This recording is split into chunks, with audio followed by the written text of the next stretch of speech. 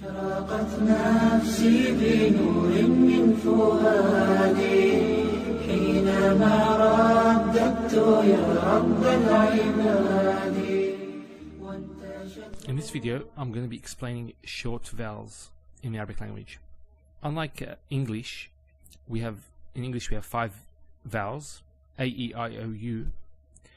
In Arabic, we only have 3, and they are what is known as fatha, dhamma, and kasra.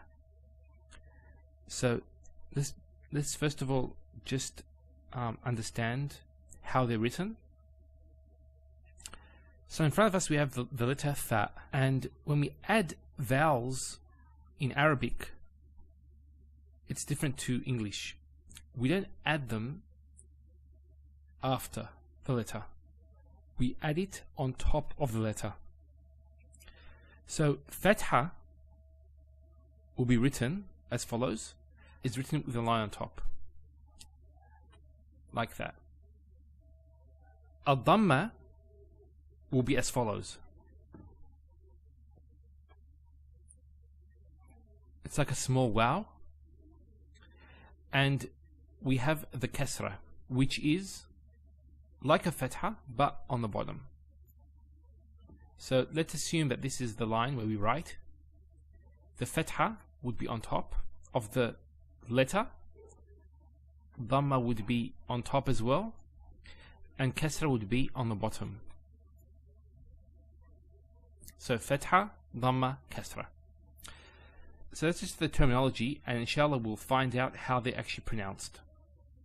So we have the first harakat, which is fatha. Now, for example, when we say the word cat, notice the a sound.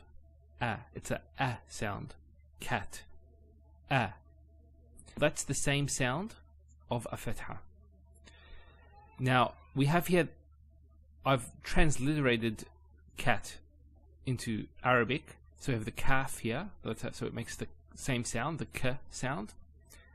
And then we have the ta, which is equivalent to the t in English. So this says cat. So notice the vowel is on top, not after it, as in cat. And obviously in English we write from left to right, while in Arabic we write from right to left. So in English, when we read a word, we read it this way. In Arabic, it's actually upwards, like that. So we read the first letter and what harakat it has first, the second letter, what harakat it has, and so on. Now, similarly, back, the word back, so it's the same sound, back. Now, just something to note is, when we say this sound, the sound, you'll notice your mouth is open, wide, Now let's just practice. We have here a word in Arabic. So to pronounce this, we have 3 letters here. We have the jim, which has the j sound. Like, for example, the word jeep, or jog, or Jupiter. So j, it's a j sound, and there's a fatha there. So this will be pronounced as ja. Then we have the lam here. That's equivalent to the letter L in English. Like the word look. To pronounce the lam with the fatha, it's la. So ja, la. And then finally we have the sin. That's equivalent to the S sound in English. So this will be sa. So ja, la, sa. Jalasa. So jalasa means he sat. And notice we don't elongate. There's no elongation of the sound. So when we say like in, for example, when we say the word car, it's car, it's not kar.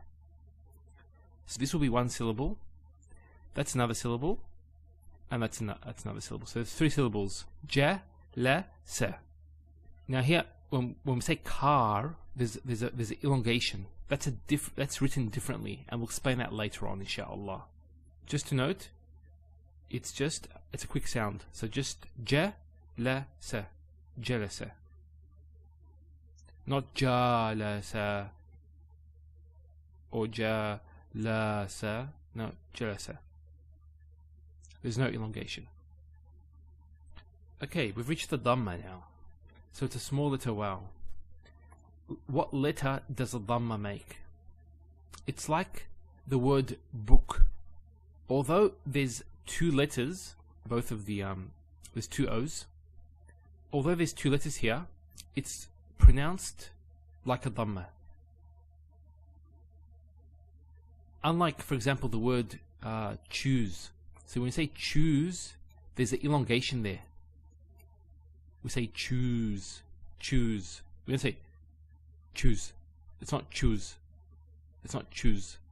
It's choose. So although in English they can actually sound differently, even though they're written the same way, they sound differently. In Arabic we don't have this. So the way it's written is the way it's pronounced. To transliterate this in Arabic would be the following. Here. So this is the ba, and we have the dhamma. And you'll see it's going like this. That's just the way it's written. It doesn't really matter if it's like that or like this. It's the same thing. So just one point note there. That's just the script. That's the way the script is.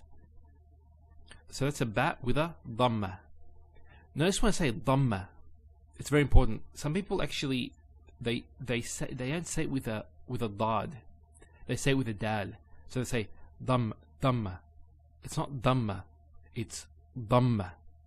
Maybe non-Arabs will find this hard to pronounce, but that's inshallah as you progress in your Arabic studies, and when you actually learn the rules of pronunciation, you will improve on that, inshallah.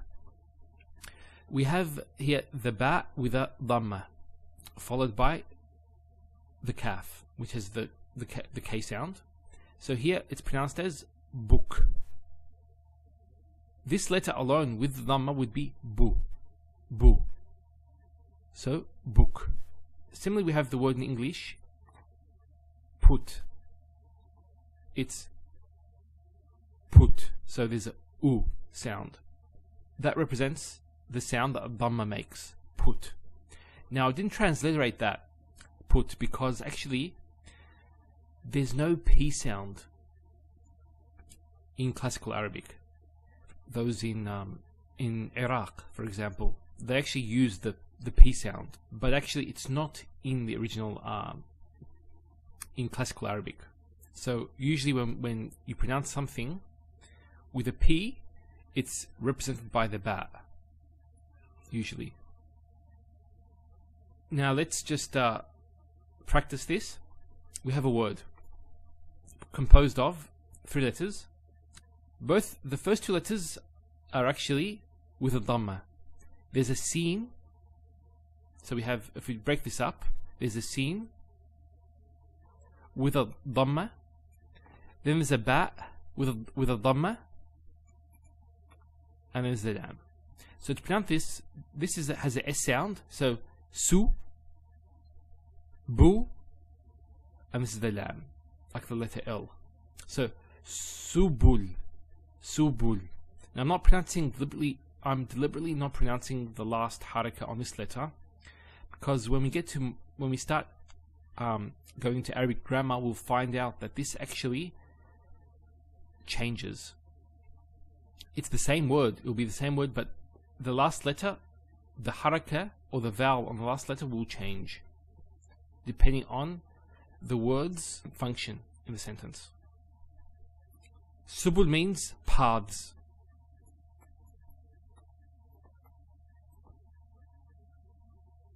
And that's the plural of the word sabil. Sabil is a path, and this is the plural, paths. Let's get to the kasra. The kasra, as we showed you, is a line at the bottom of the letter, and the sound it has is like the word sit. So it's like the I in the word sit. So it's a E sound. E. So for example, if I transliterate that into Arabic, it's like that. So you have the sin with the kasra, si, and that's the ta. So sit. Sit. So for example, we have the following word. It's ma, that's a fatha, so ma, and then the lam, li, and then the kaf, ki. So maliki. Maliki. Malik means king. So let me just write this. A king. So let's practice all these together. So the fatha, the dhamma, and the kasra all together. We have a word. Let's practice this word and try to pronounce it. So we have here the kaf with a dhamma. So that would be ku. Then we have the ta with a kasra. This will be ti. And then the ba with a fatha would be ba. So ku, ti, ba. Kutiba. Now, kutiba means it was written or it was prescribed. So that's just a brief explanation of the short vowels. And inshallah, in the next lesson, we'll be talking about the long vowels. أشرقت نفسي بنور من فؤادي حينما رددت يا رب العباد